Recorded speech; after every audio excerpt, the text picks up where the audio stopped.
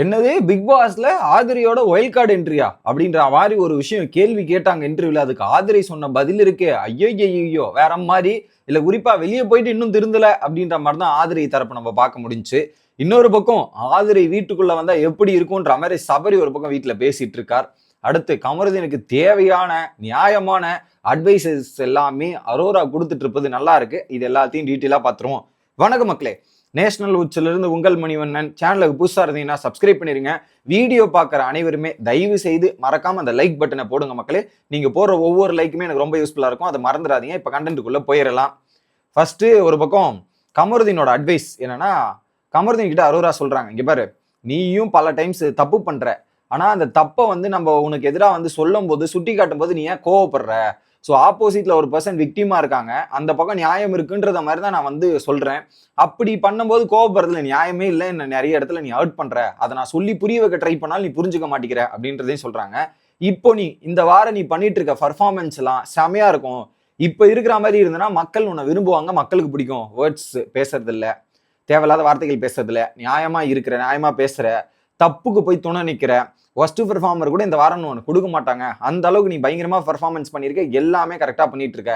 இதுதான் உண்மையான big pass. இப்ப நீ நடந்துட்டு இருக்கே, இப்ப இருக்குல்ல, இதுதான்டா பிக் பாஸ் அப்படின்ற மாதிரி அரோரா சொல்ல, அப்போ இத்தனை நாள் நான் வெளியே ஒன்று தப்பா பார்த்துட்டு வந்திருக்கணும் அப்படின்ற மாதிரி அவுட்லைனை மட்டும் பார்த்துட்டு வந்திருக்கேன். ஸோ அதுதான் இப்படி இருக்கு அப்படின்ற மாதிரி அவர் சொல்றாரு. நான் புரிதல் இல்லாமல் வந்திருக்கும் போல இப்போ புரியுதுன்ற மாதிரி அரோரா கிட்ட சொல்றாரு.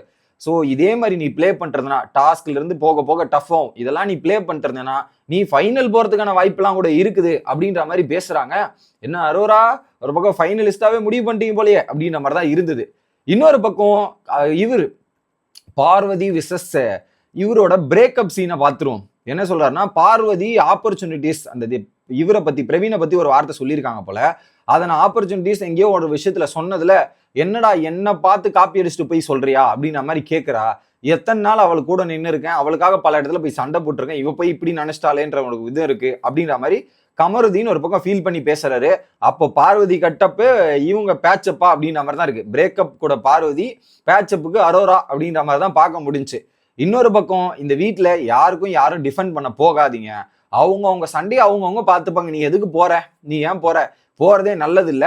ஸோ மற்றவங்களுக்கு வக்காலத்து வாங்காம இரு, அதுதான் ரொம்ப ரொம்ப நல்லது. வக்காலத்தையே வாங்காத அப்படின்றதான். ஸோ இப்ப அவங்களுக்கு அவங்க மேல கோபம் இருக்கும், கோபம் இருக்கிறதா நிறைய விஷயங்கள் நடக்கும். இப்போ ஃபார் எக்ஸாம்பிள் சொல்லனா, பார்வதிக்கு கோவம் நிறைய பேருக்கு இருக்கு, பார்வதி மேல நிறைய பேர் கோவம் இருக்கு. நீ அவங்களுக்கு போய் வக்காலத்து வாங்கி இதெல்லாம் பண்ணி பார்வதியை விட அதிகமான ஓட்டு நீ தானே வாங்கின.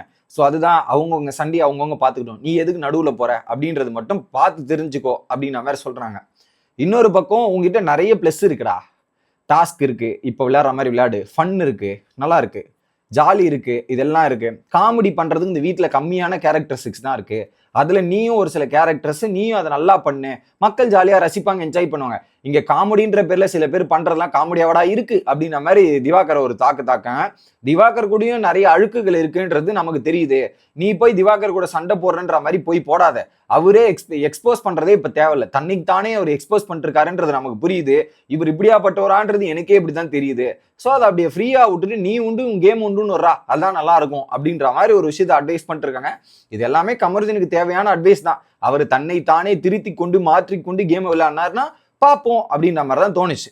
இன்னொரு பக்கம் வைல்டு கார்டை பத்தி டிஸ்கஷன் போயிட்டு இருக்கு. அப்ப சொல்றாரு சபரி, ஒரு வேளை வைல்டு கார்டுல ஆதிரி வந்தா எப்படி இருக்கும், அந்நேரம் இவரு திவாகரனை வீட்டுக்குள்ள இருக்கணும், அவர் வீட்டுக்குள்ள இருந்தா வேற மாதிரி ஒரு சம்பவங்கள்லாம் நடக்கும்ல, அவ்வளவுதான், வேற மாதிரி சம்பவமா இருக்கும்ன்ற மாதிரி பேசிட்டு இருக்காங்க. ஆனா போன வாரத்தை கம்பேர் பண்ணும்போது திவாகரனா இங்க இருந்தாரு, இங்க இருந்தா இவன் கமருதீன். இப்ப கம்பேர் பண்ணா திவாகரனா இங்க போயிட்டாரு, கமருதீன் மேல போயிட்டான்டா அப்படின்ற மாதிரி டிஸ்கஷன் எல்லாம் போயிட்டு இருக்கு. சூப்பரா அனலைஸ் பண்ணிருக்கீங்களேன்ற மாதிரி தான் எனக்கு தோணுச்சு.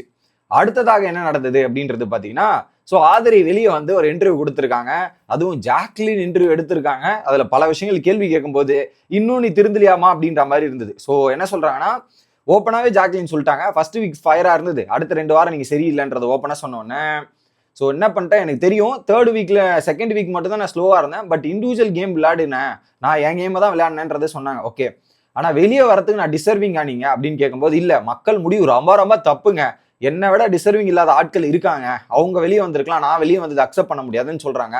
பட் என்ன பண்றது, ஃபைனலி நீங்க பண்ண தப்புகளுக்கும் நீங்க பண்ண விஷயங்கள் மக்கள் ஹர்ட் ஆயிட்டாங்க, மக்களுக்கு பிடிக்கல, அதனாலதான் நீங்க வீட்டை விட்டு வெளியே வந்திருக்கீங்கன்றதுதான் நியாயமான விஷயம். ஸோ இதை வந்து மக்கள் தப்பு பண்ணிட்டாங்கன்ற மாதிரி மக்கள் மேல பழி பண்ணக்கூடாது. நம்ம மக்கள் ஏன் தப்பா பாக்குறாங்க, நம்மள ஏன் அப்படி வெளியேற்றுற மாதிரி நம்ம என்ன பண்ணோம், என்ன ஆச்சு அப்படின்றது யோசிச்சீங்கன்னா கரெக்டா இருக்கும். அதை பத்தி நீங்க யோசிக்க மாட்டீங்கல்ல அப்படின்றதுதான். ஸோ இந்த வீட்டுல உப்புமா கண்டஸ்டன்ஸ் யாரு அப்படின்னு கேட்கும்போது, கலை பாதி கேம்ல இல்லவே இல்லை, அவன் என்னதான் பண்றான்னு எனக்கு தெரியல, கலை தான் உப்புமா கண்டஸ்டன்ஸ் அப்படின்ற மாதிரி சொல்லிடுறாங்க. அதை தாண்டி இந்த வீட்டுல கமருதீன் பேசுற வார்த்தைகள் எல்லாமே 2.5 வருஷமா அவனுக்கு தெரியும். ஆனா இங்க வந்து அவர் பண்ற ஹர்ட் பண்ற வேர்ட்ஸும் சரி, எல்லா வாட்டரையும் கொட்டு கொட்டு கொட்டுன்னு கொட்டிட்டு இருக்கான். அவன்லாம் வேஸ்ட்டுங்க, வீட்டுல இருக்கிறதுக்கே தகுதி இல்லைங்கன்ற மாதிரி சொல்றாங்க. ஓகே, அடுத்ததாக ஸோ மக்கள் உங்களை எதுல தப்பா நினைச்சிருப்பாங்கன்ற கேள்விக்கு வினோத்தோட மேட்டர்லையும் எஃப்ஜேவோட மேட்டர்ல மட்டும் என்ன தெரிஞ்சு மக்கள் வெளியே தூக்கி போட்டதுக்கான காரணம் வினோத் மேட்டரா தான் இருக்கும்னு நினைக்கிறாங்க. பட் அது இல்லை காரணம், இன்னும் பல விஷயங்கள் இருக்கு. அதுவும் ஒரு காரணம் தான், பல விஷயங்கள் இருக்கு. அதை தாண்டி ஒரு 5 கொஸ்டின், இந்த டைட்டிலுக்கு இந்த நேம் சொல்லுங்கன்னும் போது, நடிப்புனா பார்வதியா, ஸோ மார்னிங்லாம் சண்டை போடுவாங்க, ஈவினிங்லாம் செட்டு சேர்ந்துருவாங்க, அவங்க கூட செட்டு சேர்ந்துருவாங்க, அதனால பார்வதி. விஷம் வந்து கமருதீனா, மிக்சர் கலை கூட ஓகே. அன்பு கனி, அதானே பார்த்தேன், கனியோட கேங்க்கு ஒரு விமர்சனம் இல்லைன்னா நல்லதுதான் அன்பு. அன்பை தாண்டி அவங்க சில பேர் அன்பு கேங்குன்னு சொல்லுவாங்களே, இவங்க அன்பை தாண்டி கேமும் பிளே பண்றாங்க அப்படின்ட்டு. ஸோ உங்களுக்கு வெளியே வந்ததுக்கு அப்புறம் தெரியும். ஆக்சுவலா இந்த இன்டர்வியூ வந்து ஸோ எலிமினேட் ஆன உடனே இந்த இன்டர்வியூ ஷூட் பண்ணியிருப்பாங்கன்னு நினைக்கிறேன். அதனாலதான் பதில்கள் இப்படி இருக்கு. வெளியே வந்து பார்த்துட்டு அந்த பதில்கள் கொடுத்திருந்தா இன்னும் தெளிவு புரிஞ்சிருக்கும் போல. பட் அவங்க ஒரு அன்பு கேங் 2.0ன்றது அவங்களுக்கு தெரியாம போச்சு. அடுத்து நாட்டாமை யாருங்க, நாட்டாமை சபரி தான். அவன் நியாயம் பேசுவான், அது வந்து அந்த அமைதி கொடி நாட்டுவான், அது அவன் ஸ்டைல்ல பல விஷயங்கள் பண்ணிருப்பான்ற மாதிரி அதை போட்டு உடைச்சாங்க. அடுத்து உங்களோட டாப் 5 சொல்லுங்க அப்படின்னு நானும் எதிர்பார்த்தேன். சொல்லுன்னு போய் கேட்டா எஃப்ஜே ரைட்டு, அடுத்து கனி சூப்பரு, சபரி அல்டிமேட்டு, கெமி அப்படின்ற மாதிரி எனக்கு தோணுச்சு.